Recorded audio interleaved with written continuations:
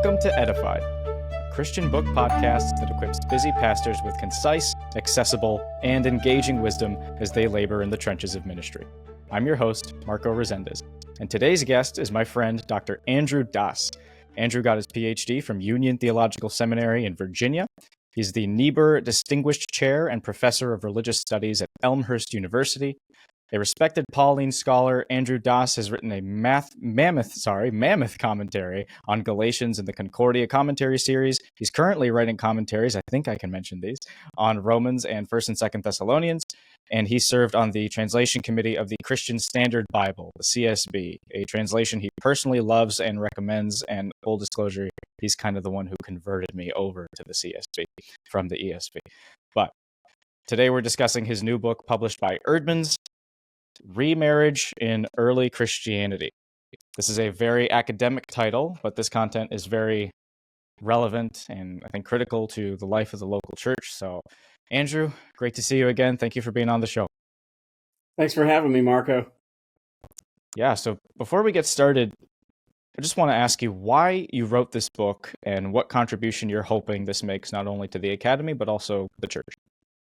Yeah, the story really goes back to the late 1980s. I was serving as the editor for my seminary's student theology journal, and we had a student who just finished his master's thesis and sent a paper on the basis of the thesis to the journal. And it turns out that a new book had just come out a few years earlier in 1984. This was 1987. And the book was titled Jesus and Divorce, and it was by two evangelical scholars by the name of Gordon Wenham and William Heth. And they had taken this novel position, as far as I knew, that remarriage after divorce was strictly forbidden by Jesus. And I had never heard this before. This was news to me. I mean, my church tradition, I'm Lutheran, had always held that remarriage is permitted for the innocent party of a divorce. But the author of the essay was struggling with why the original biblical text of Matthew 19:9 really does have an exception clause in there for divorce, and because the earliest and best Greek manuscripts, it turns out, disagree. And I end up agreeing with them that a strong case can be made that exception clause really is there, modifying divorce. But what really troubled me in his paper was how he was listing several of the earliest Christian authors prior to the Council of Nicaea in AD 325, and every one of them had denied that remarriage after divorce is possible. And so it seemed that our modern remarriage of innocent parties that I assumed was at odds with the teaching of the first Christians, and that troubled me. So I went out and bought a copy of Heth and Wenham's book. I put it on the shelf and figured I'd come back to it later on, but I just made a mental note that I wanted to be sure for myself once I became a pastor, because the last thing I want to do would be to lead anyone into adultery. Because the New Testament has these really strong statements about divorce and remarriage. One of them's in Mark chapter 10, 11 to 12, but Jesus says, whoever divorces his wife and marries another commits adultery against her. And also she divorces her husband and marries another, she commits adultery. And Jesus just labels any divorce or marriage here an act of adultery. So as a pastor, I certainly wouldn't want to be complicit in adultery. And so the stakes in this seemed awfully high. Well, it turns out about 10 years later, the issue came up again. I had two really close friends of mine who were both pastors, and they were marrying recently divorced women. And at the time, I couldn't find a way in the Bible to justify remarriage after divorce. I was just trying to find a way to make it work, my tradition. Because if remarriage after divorce really is adultery, then we as Christians wouldn't want to be leading people into adultery by our teaching and our practice. So again, the stakes here are really high, whether you agree with the book or not. Right. So you kind of anticipate that this book may not be very popular or maybe not even very well received. Why do you think that is? Well, I mean, it's a very personal topic. So what he did in the introduction to the book was I have this short little section talking about some statistics for remarriage in modern Western countries, United States, even Europe. And it turns out that if you were in any given marriage taking place at any time here in the United States, at least 1/3 of in all marriages, at least in 1/3 of those marriages, one or both of the parties had been divorced. And what's really interesting is that the statistics are the same whether you're in a church or in a secular domain. I mean, it's really the statistics are the same wherever you are. The book's about those, about what the early Christians believed. And both the biblical authors and those who were following them in those first few centuries of the church. So if the first Christians thought and taught that remarriage is adulterous, that's really going to impact especially those Christians and church bodies that want to base their beliefs in the Bible. That's where it's really going to be the most problematic. So if you're a church that's trying to base its beliefs on the Bibles, you have to understand that if you're a pastor there, 1/3 of the couples you're looking at there include at least one remarried spouse. So if you were going to say in a church by today that remarriage is an act of adultery, I just don't think that pastor or minister would be in that church much longer. Yeah. I mean, people are going to be upset. They're going to feel judged, and they're going to think that, surely this view has to be wrong. I mean, were we adulterating when we loved our new spouses? Everything felt so right. Our pastor said it was okay. Who are you to say this? Why didn't anybody warn us about this? Why isn't anyone else saying this? So there's going to be a lot of cognitive dissonance when people read this book on this very personal topic. And one way to handle that would be just to dismiss the notion that remarriage is adulterous. And people would have to say that the book's wrong, because if it's right, then for a lot of people that would be conceding adultery. And people are just going to want to believe that. And it's and I'm perfectly sympathetic and completely understand. Yeah, so you just mentioned about how widespread remarriage after divorce is today here in our own, our Western context. But in your opening chapter, you talk about how remarriage was widespread in antiquity. Was that widespread only in the Greco-Roman world, or was that the same for Jews in the first century as well? Yeah, we have this interweaving of different cultures taking place in early Christianity. So you have the Greek and the Roman on the one hand, and you have the Jewish on the other as they merge with this early Christian movement. In the first century Mediterranean world, for divorce, what would happen would be a Greek or a Roman husband would often give his wife a divorce certificate. And that was so that any potential future husband would know that the woman had been, quote, freed by her husband. That was the specific language that these certificates would use, that the wife was now free. And so the potential new husband would be reassured that he wouldn't be violating another man's wife were he to marry her. But it wasn't just a Greek or a Roman practice, although it was widespread. It was also widespread among the Jews. Around the year 200, the Jews created a document called the Mishnah. It was a recording of their teachings and their interpretations about the Torah of Moses, the first 5 books of Pentateuch. And one of the tractates in the Mishnah is called Gittim, and it's named after the Jewish bill of divorce, their divorce certificates. So Jewish men, much like their Greco-Roman peers, upon divorce would give their wives these certificates. And it's supposed to read, you are a freed person, so you belong to yourself. You're free. The wife is now free. Same freedom that you see that's characteristic of the Greek and Roman divorce certificate. So I emphasize it's a key word being used there because it has implications for how we understand the New Testament.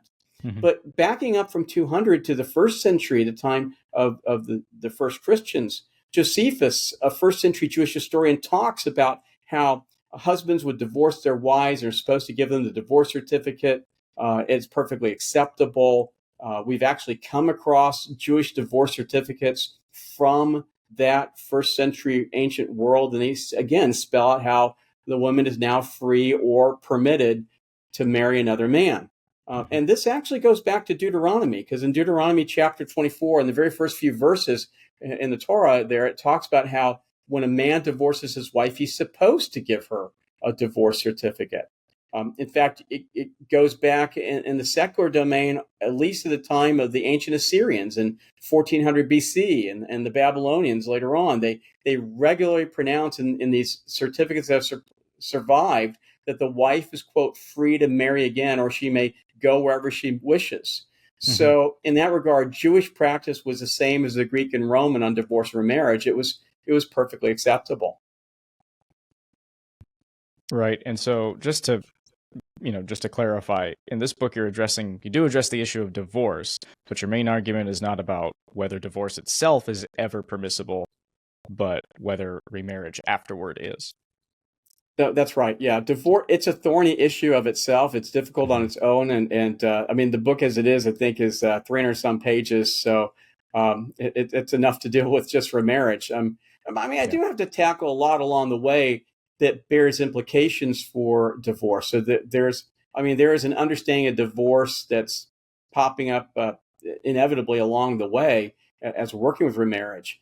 But Mhm. the thesis of the book is it's just simply that the first Christians were consistent in this regard, that there's a consistency about early Christianity from Jesus all the way to the Council of Nicaea. There's this consistent opposition to remarriage after divorce as being adulterous. Mhm.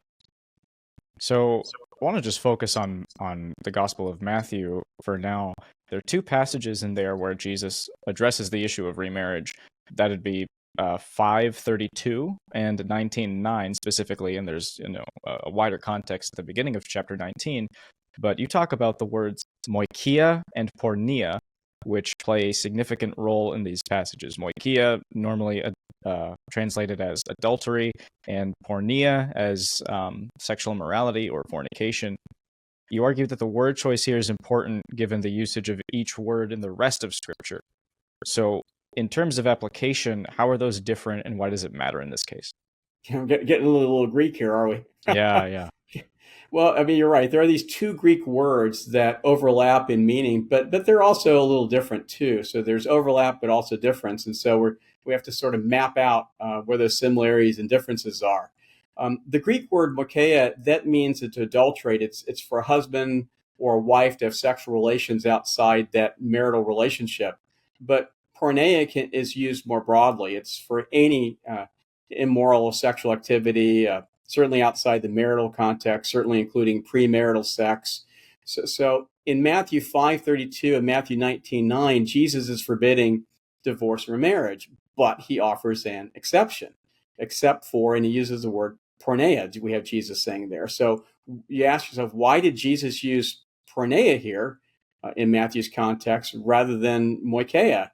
And there's an easy answer to this, actually. Mokeia was normally used for men in the ancient world, since only men could adulterate by violating another man's, how you put it, property. Hmm. So, I mean, the ancients viewed the wife as the man's property, and so a woman could not adulterate, only the man. Um, Hmm. our society is obviously very different in that regard, but Yeah. porneia then became a word broad enough to include also women's sexual activity. I mean, it's not a hard and fast distinction, but the use of porneia reflects that broadening to see women as capable of adultery as well. And so, for a Jewish person, a woman's having sinned sexually would become the basis for a man to divorce her. And so, you actually see that in Matthew, before Matthew 5, before Matthew 19, way back in Matthew chapter 1, verses 19 to 25, when Joseph is faced with this problem with Mary's apparent sexual sin. He's trying to figure out what to do here and is going Hmm. to try to divorce her quietly. They hadn't yet consummated their marriage, they were betrothed. But for Jews, it's a little different than for Greeks and Romans. For Jews, betrothal is the first step of marriage itself.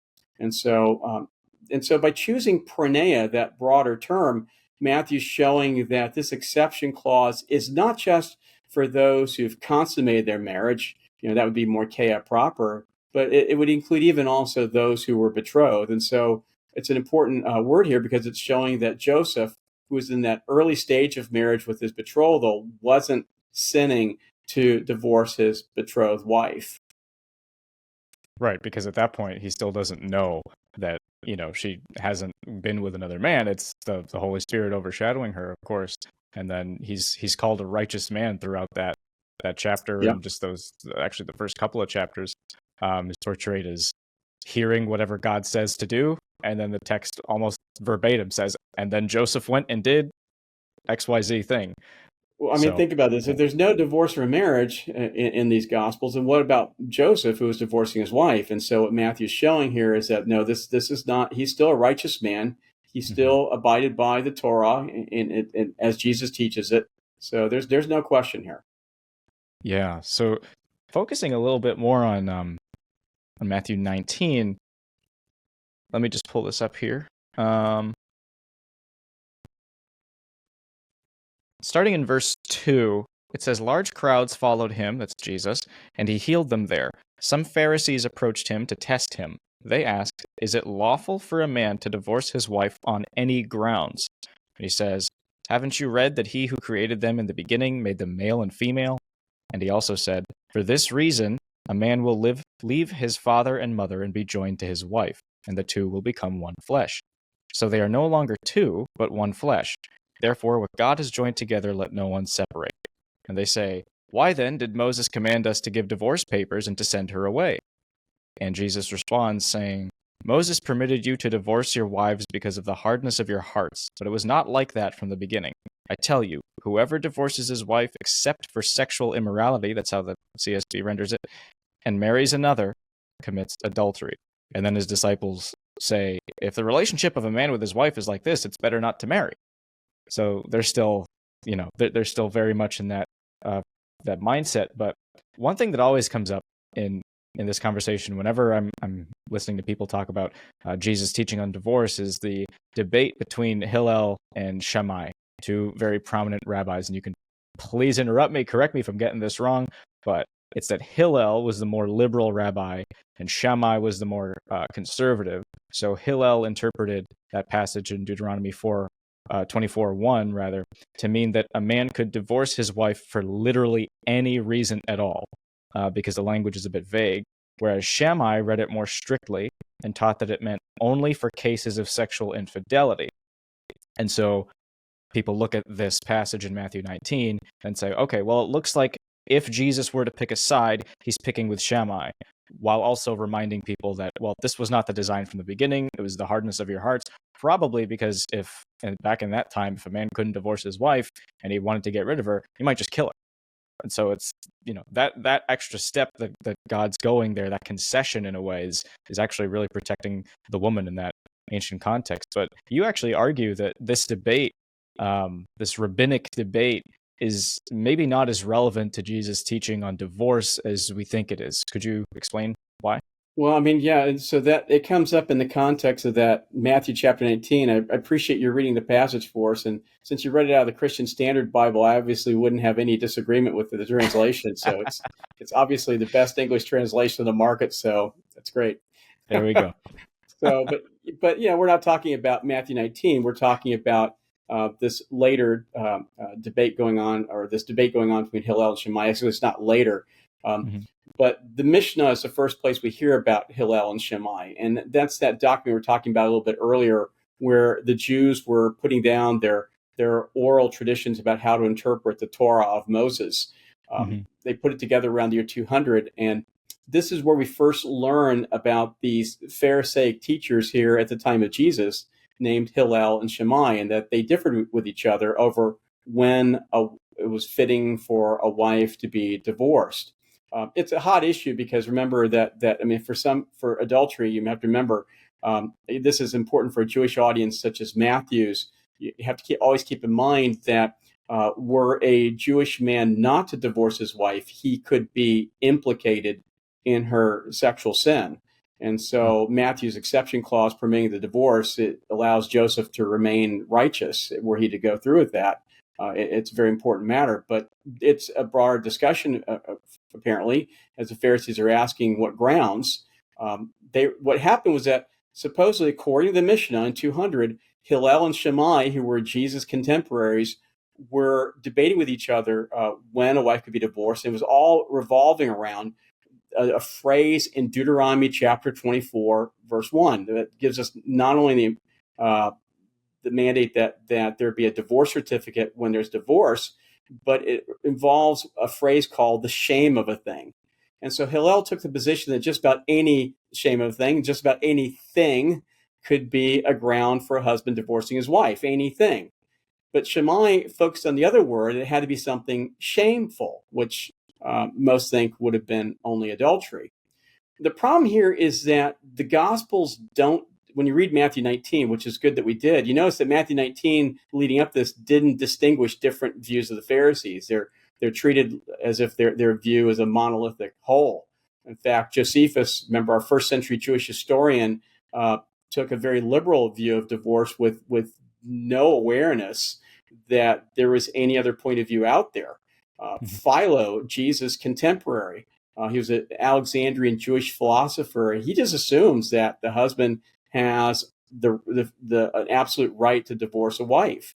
So we just don't have any evidence in the time period of Jesus or the first Christians that the Pharisees were actually debating this, except what we have here with Jesus questioning divorce and remarriage himself. And so if we put aside for a moment the witness of the Gospels, otherwise, if we just look at Jewish literature, other Jewish literature from this period, this debate would be anachronistic. And so the rule of thumb has been that if we don't have earlier what's called Second Temple, because the temple was destroyed in 70 AD, if we don't have earlier Second Temple Jewish literature or evidence that confirms what we're reading in a much later Mishnah, there's a very real danger that the later Mishnah may be anachronistic, maybe reading back into the first century their own legal points of view.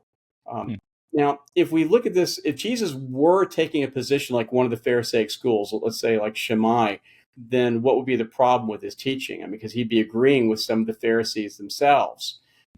But what people don't often realize when they're discussing this Hillel-Shammai debate is that when you look a little closer, Shammai actually thought that the shameful thing included more than just adultery in these texts. So it included, let's say, a woman's going out with her hair unfastened into the larger society. It could be, I think this example is kind of funny, but she could be spinning cloth in the streets with her armpits uncovered, or bathing with men, other shameful or modest acts. So it wasn't just adultery.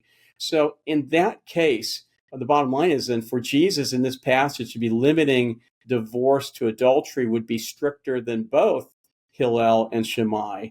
And so the bottom line then is that this whole debate between Hillel and Shammai, which may be anachronistic, really in the end doesn't help us all that much with the interpretation of what Jesus is saying in the Gospels, because he would be saying something a little different, a bit more strict, which might explain why the disciples react to what he's just said. Like, why would anybody want to get married?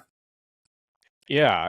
And what's interesting about that interaction as well is that the Pharisees, when they're asking Jesus those questions, they don't mention remarriage. At least Matthew doesn't record them mentioning remarriage. The first time you actually get something about marrying another post-divorce, it's Jesus who introduces it. So it's like he's almost saying, yeah, I'm going to answer your question about divorce. I'm going to explain why this was even permitted in the first place, but I'm also going to bring this to bear because you need to be taught on this as well. And then he gives that teaching that if you are divorced and then marry another, then that's considered adultery. So I guess the next question for you would be, according to Jesus in the Gospels, because this is obviously going to it's going to matter for how the early church interprets it, whatever Jesus says. Is there ever a scenario in which a person may get remarried after divorce? Yeah, I mean, if you're looking across the Gospels, Jesus strictly forbids remarriage in the Gospels. There's just no permission for it at all. I mean, you might conclude on the basis of Jesus' appeal to creation that we saw here in Matthew chapter 19 or Mark 10, that God provides for only one man to be united with one woman. That's what you take from that teaching. We actually have to, I mean, and this is, if you take a sideways glance for just a moment away from Matthew and look at, let's say, Luke 16:18, Jesus' teaching there, as is presented for Luke's audience, is absolute. Anyone who divorces his wife and marries another commits adultery. And whoever marries a woman divorced from her husband commits adultery. It's a pretty strong statement. It's amazingly countercultural. It's not what they practice in society, and it's rather absolute. So we really have to go to the Apostle Paul. He's our New Testament author that opens up the possibility of remarriage. We just don't see it in the teachings of Jesus, at least. And I think that was your question. It was, what does Jesus say? Yeah. So WWJD. Exactly. Yeah, get the bracelets out. He didn't get married in the first place, so. Yeah, that's fair. So Paul does seem to qualify Jesus' teaching a little bit in 1 Corinthians 7. So he teaches that when both spouses are Christians, they should not divorce. But if they do divorce, then they can't remarry. But if there's a believing spouse and an unbelieving spouse, and the unbelieving spouse is willing to stay, then the believing spouse cannot divorce them. However, if the believing spouse is not willing to stay and therefore leaves, the now abandoned Christian spouse is not bound. But then he goes on to say in verse 39, a wife is bound as long as her husband is living. But if her husband dies, she is free to be married to anyone she wants, only in the Lord. And I just want to read your conclusion and then let you kind of explain how you got there on this passage. You say, Paul qualifies and allows for the single to be married and for the divorced believer in a mixed marriage to become single again. He never allows for remarriage with the exception of the widow in 739. Even there, it would be better for the widow to remain single. So how does Paul jive with Jesus on this teaching?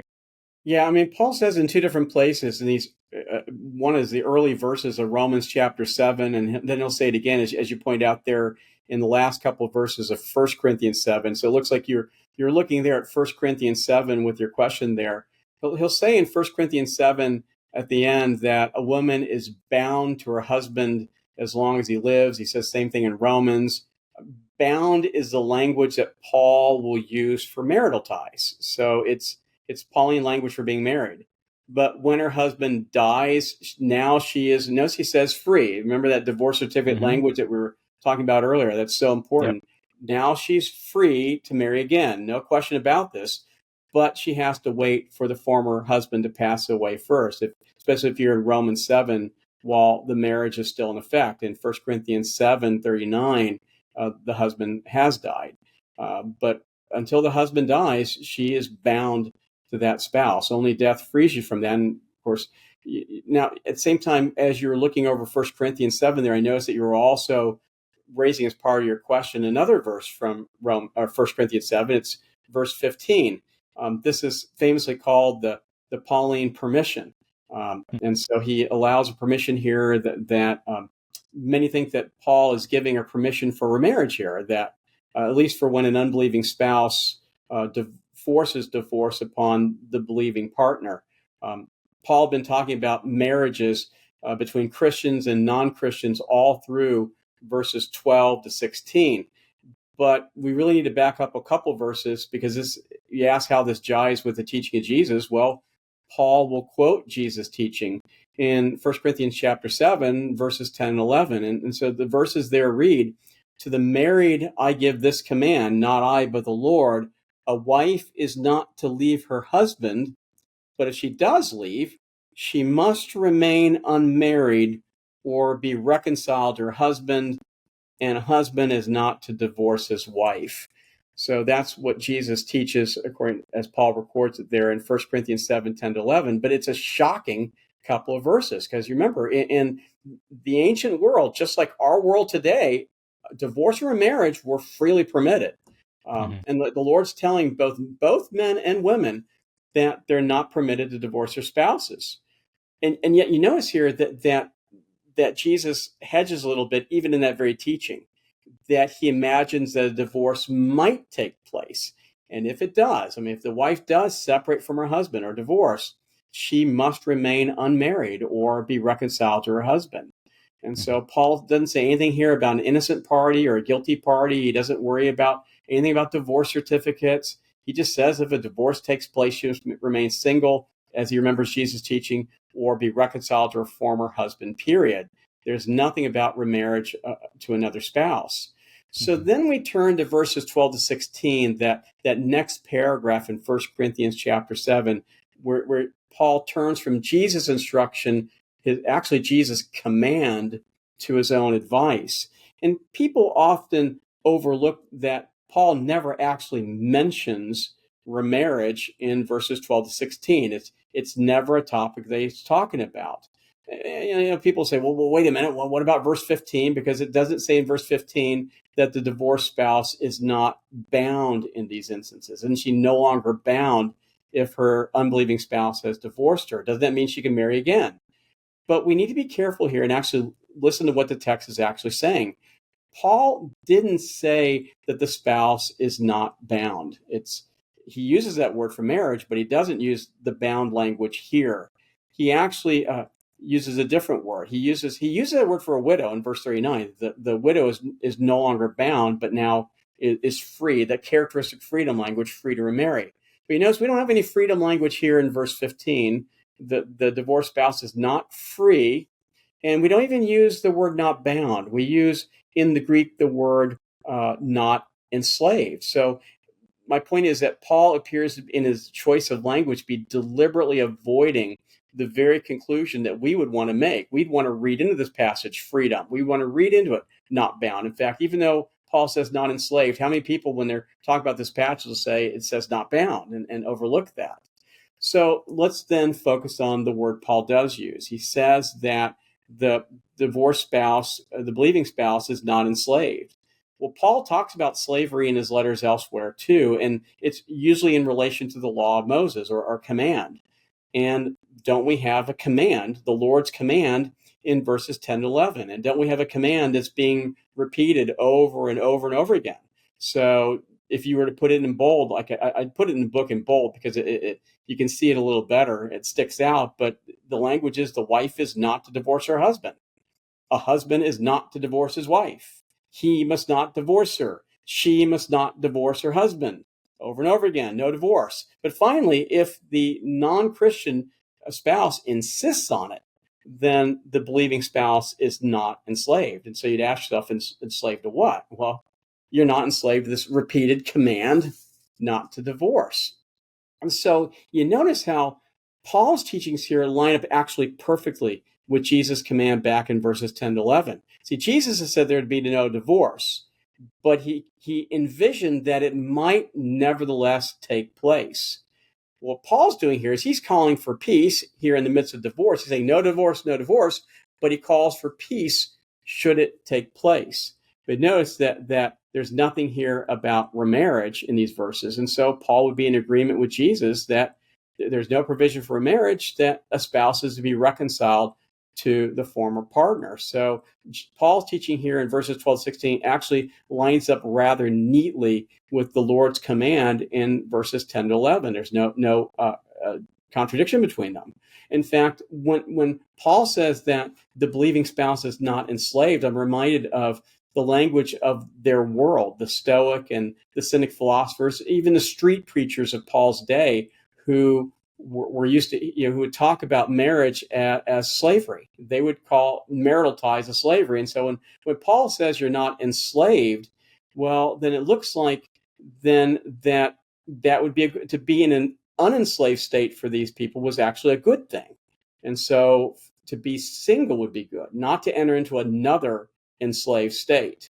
And so to be free of a marriage is not to be enslaved. And of course, as you keep on going throughout 1 Corinthians 7, Paul will say that remaining single, being single is actually a better state than to be married here. It's something we don't like to hear in our modern world as much, especially as Reformation. But singleness allows a person to serve the Lord more wholeheartedly and more devotedly all throughout this chapter.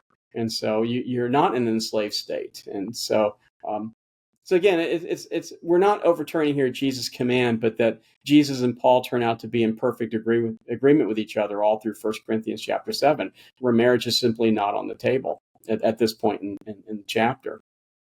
Mm-hmm. So in terms of speaking theologically, is the difference between divorce and death, because very clearly in 1 Corinthians 7 we see that if, like you've just been explaining, if you get divorced, not allowed to be remarried. If your spouse dies, then you are allowed to be remarried only in the Lord. But divorce versus death, is that simply down to the agent? The way I'm understanding you, let me know if I'm incorrect here, but it's that a marriage covenant can be dissolved by divorce, which is human agency, and then remarriage is not allowed. Or you can have a marriage covenant being dissolved by death, which would be divine agency. God is taking the life. He has the prerogative. He's taken the life of that person, whether it's through whatever means he has ordained for that person. And in that case, remarriage is allowed. So what did the divorce actually do to the marriage covenant that's different from what death did to it? Is it simply that the divorce happened by a human decree, which would be considered sinful? I can only there's probably circumstances where it's not, but divorce would be happening by a human decree as a result of sin, and then death would be happening by divine decree without sin as like a causal factor, because if God is doing it, then God's not sinning in any way. Right, right. Well, I talk about this a little bit in the introduction. I think it's in the introduction and the conclusion of the book, and I mentioned both places.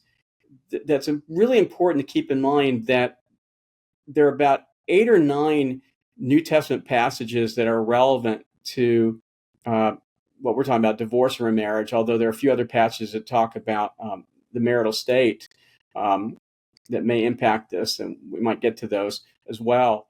But what's really interesting is across the entire New Testament, when we're talking about marriage, the New Testament authors don't describe or speak of a marital covenant. Rather, what they talk about, as you were reading a little bit ago, and when you were going through Matthew chapter 19 with Jesus teaching, Jesus is talking about God's will in creation, and that God's will in creation is simply for there to be one man and one woman. It's just simply God's will. So I tend to put covenant instruments aside, since I don't see that as a part of the New Testament teaching. But at the same time, Jesus is going to warn, and I think it's a very real warning here in those very same passages, Matthew 19 and the parallel passage, which would be Mark chapter 10, that human beings are not to separate what God has joined together. And so it's a genuine danger for Jesus. I mean, people may well indeed divorce and break apart what God has joined, and that's what Jesus is warning against. But the sin here is that this goes against God's will. So even as the divorce is sinning against that will of God in creation, so would be the remarriage. And so that's why we learn in the Apostle Paul that once a spouse dies, that's the one exception that allows for a possibility of a new marriage. And there can be a one man and a one woman again in that situation. Right. So leaving, I hate to say it this way, but leaving the Bible and going into the church fathers, early church, how did they understand this issue? Were there like heated debates about it, or was there pretty much a consensus on this issue? I know you mentioned a ton of different people like Justin Martyr and Origen and Clement and Shepherd of Hermas, all these different things. Could you share a little bit about what they thought? Well, I mean, you remember from my story at the beginning that it was really the discussion of the early Christians that really opened my eyes to be concerned about this issue and to want to revisit it later on.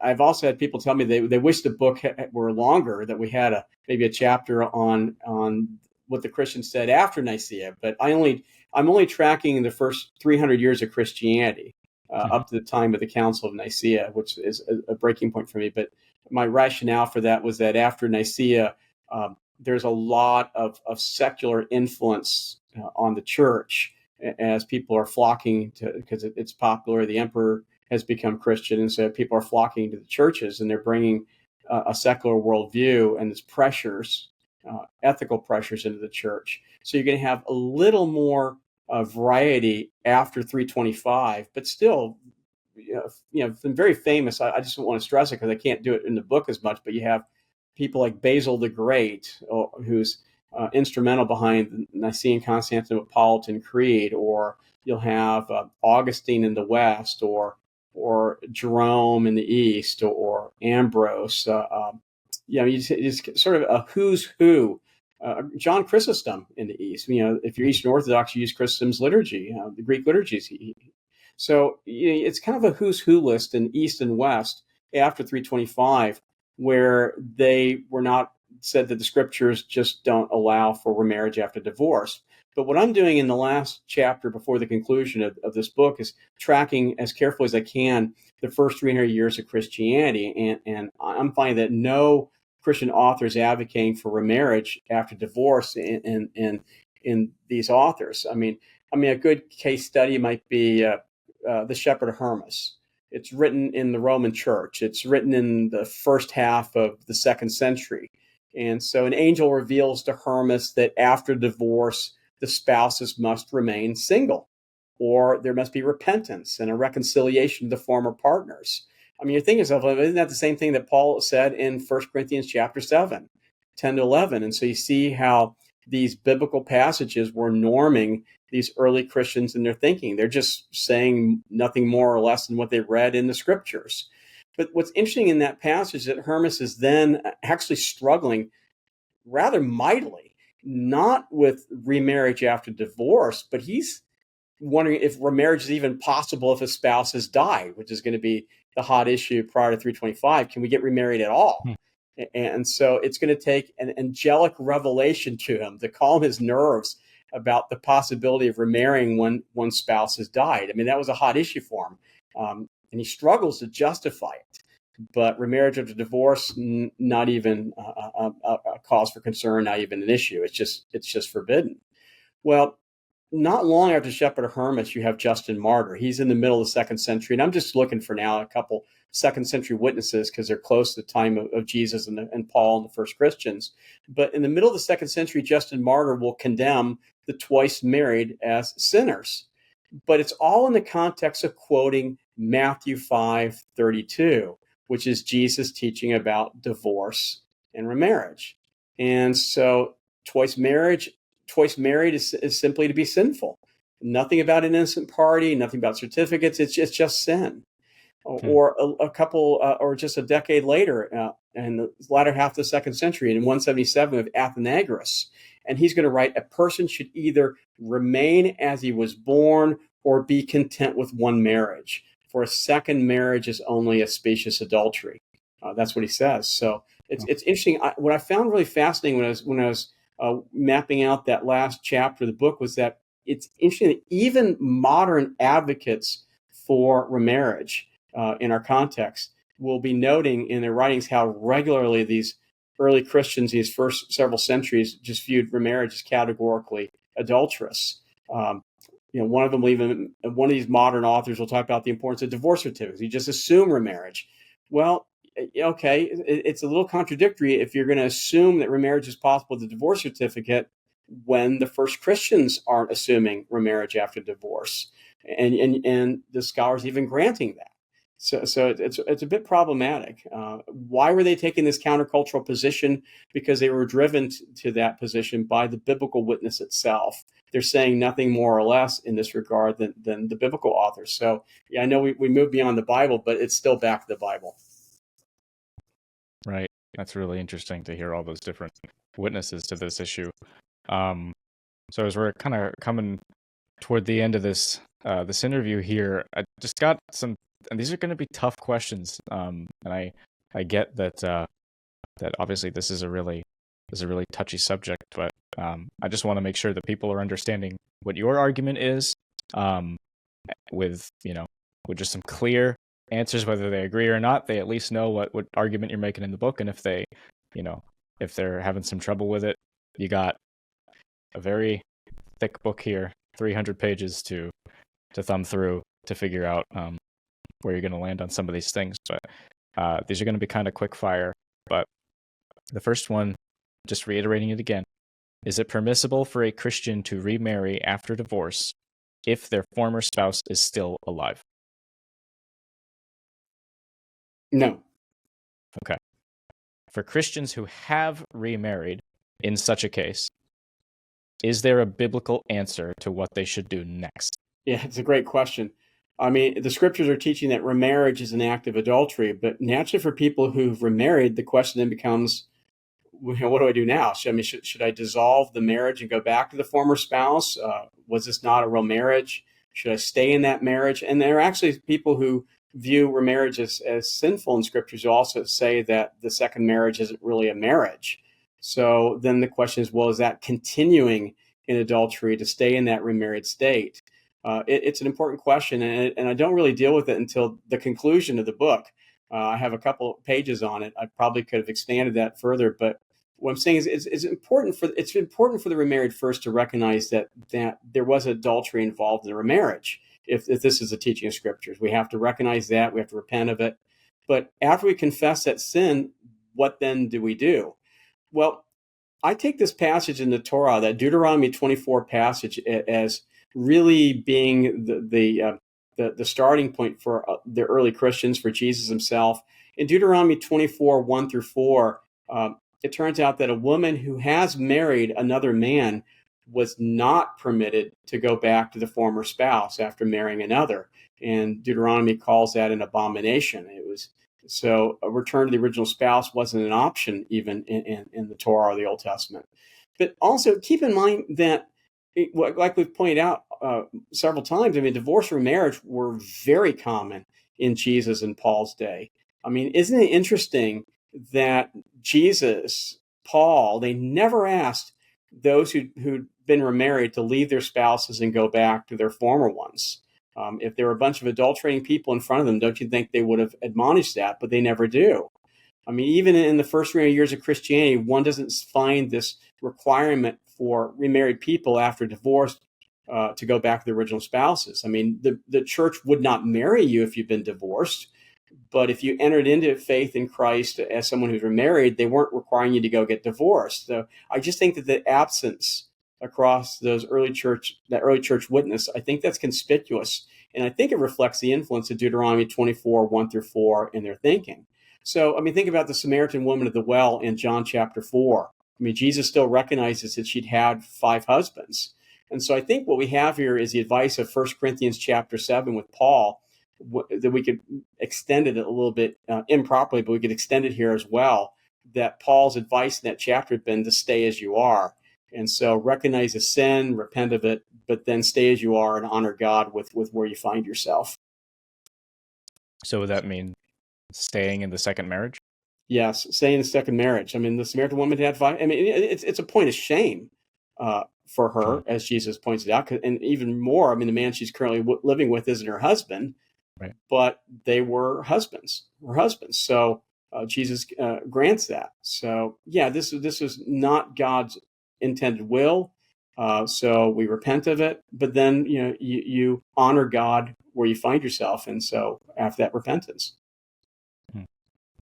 So now probably one of the toughest ones. I'm just going to read 1 Timothy chapter 3, the first 7 verses here, just to give people some context. But this is Paul writing to Timothy, and he says, "This saying is trustworthy.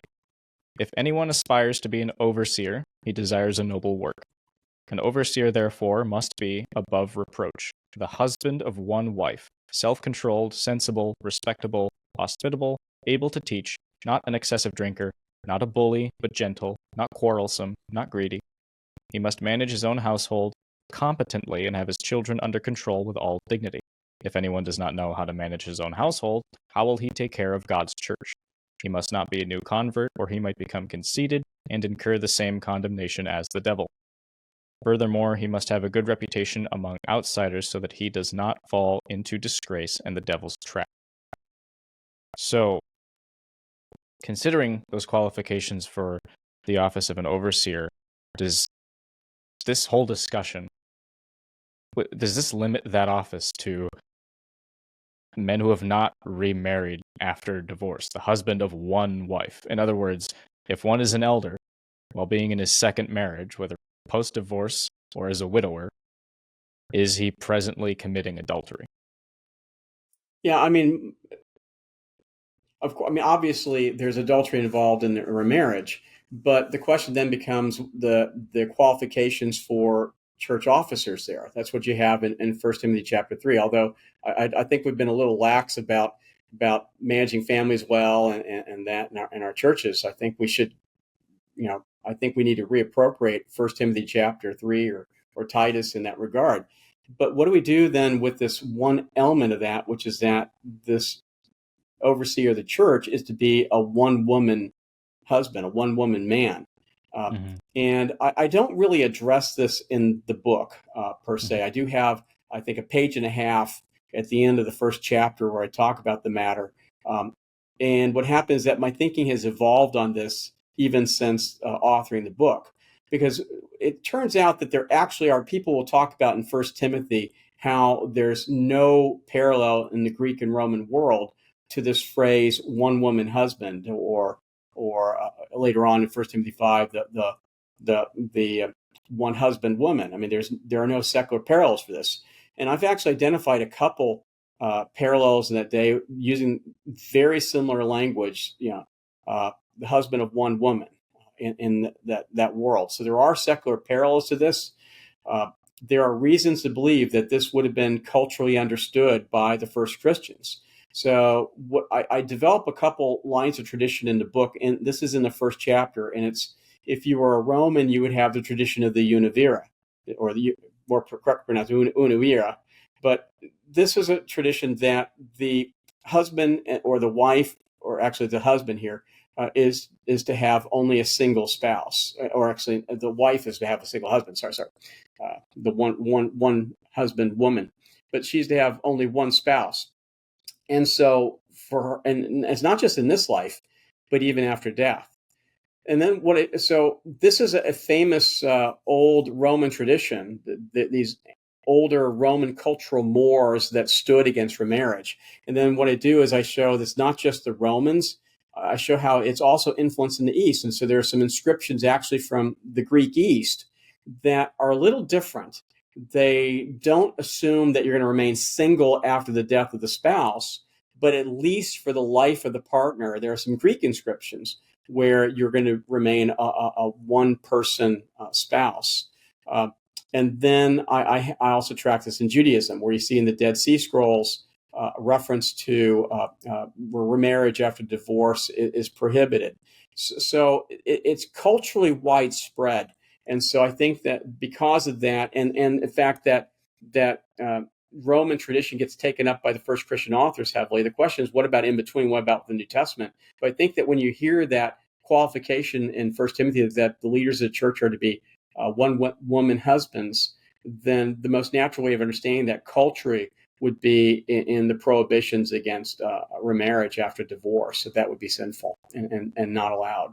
Of course, that disqualifies a lot of church leaders today. So again, this is a very difficult aspect of the early Christian witness.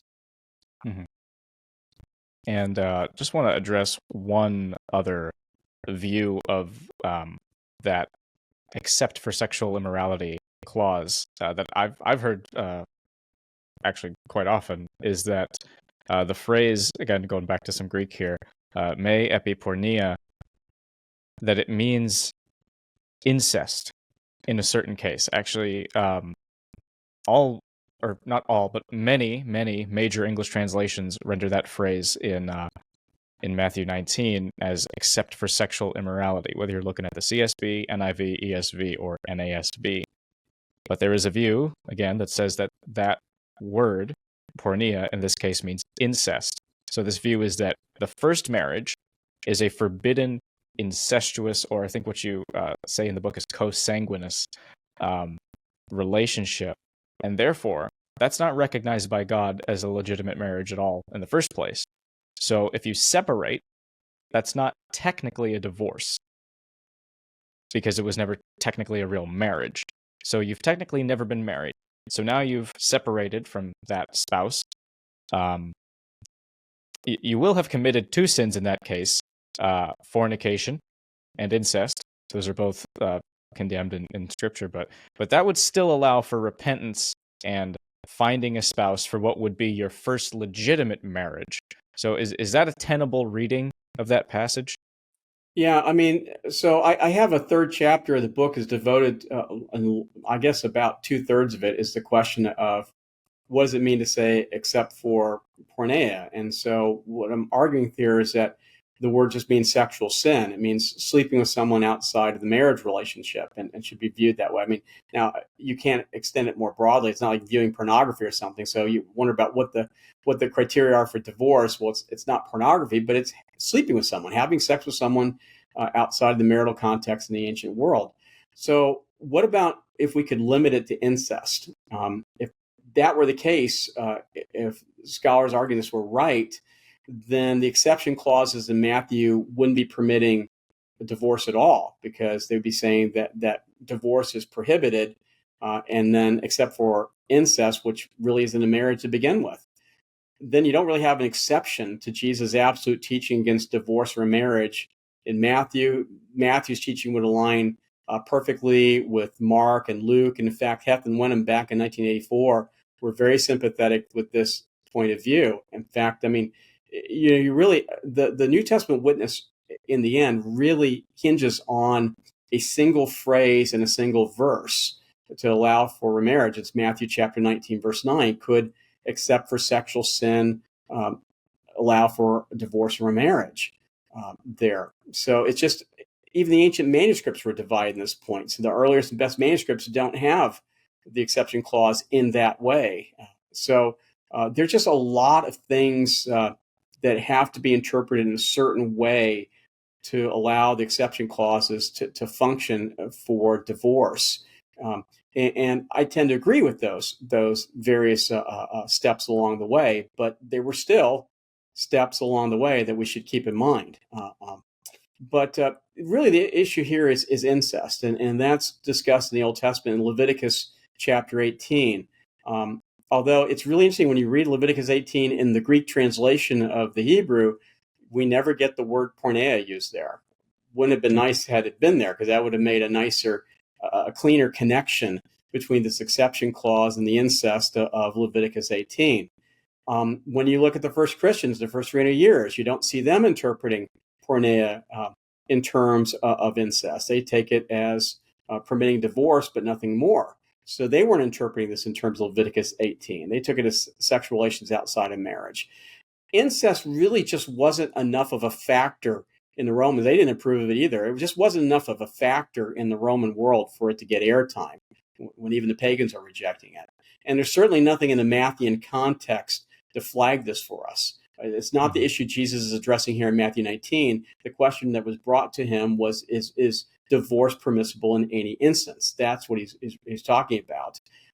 And so, but you're right. I mean, if the marriage were illicit in the first place, you wouldn't have needed a divorce. But Jesus is talking about getting a divorce. So this really isn't a good approach to this. As Jesus and the Pharisees had both appealed to Deuteronomy chapter 24 about whether divorce is legitimate or not. We're talking about a real marriage and a real divorce. Right. Well, this has been a great conversation. With all these different things can become so complex. It just reminds me that we are very fortunate, not fortunate, it's the wrong word to use, but just blessed for the fact that God has made a way for us to repent and be reconciled when we are made aware that what we're doing is sin, and we have a crucified and risen Christ to go to for mercy when we are convicted. So you can pick up Remarriage in Early Christianity by Andrew Dass, published by Eerdmans. You can pick it up right here at christianbook.com. I'd encourage you to read it prayerfully, think about it, maybe talk to your pastors about it. But it's worth a read. It's great to have on your shelf. And Andrew, thank you for all your work on this. I think you did mention to me before that you were maybe thinking about coming out with a bit more of a compact version of this book at some point, just so if people didn't want to slog through all the footnotes and all those things. Yeah, I mean, this is not an easy book to write by any means. It's not. Yeah. It's not. I came kicking and screaming to the conclusion. I just couldn't avoid it, and so that's why you have the book as you have it there. So I imagine everybody's going to feel the same way about it. If you come to this point of view, you're going to come to kicking and screaming. But what I'm hoping to do, because this was a little more academic in tone, I'm hoping maybe in a few years down the road to write a version of it that's a bit more accessible and popular, and really more focused on the biblical text. That will be a little easier to. I mean, all the material wouldn't be any different than what you have in the book now. So it's all there. But especially if you are looking for biblical discussions, you focus especially on chapters 3, 4, and 5. You'll have that biblical discussion, and that would be. I would take that and make that the basis of a more popular version. All right. Well, Andrew, thank you so much for being on the show today and talking about this new book. I'll finish off with the benediction that we give to every guest on the show.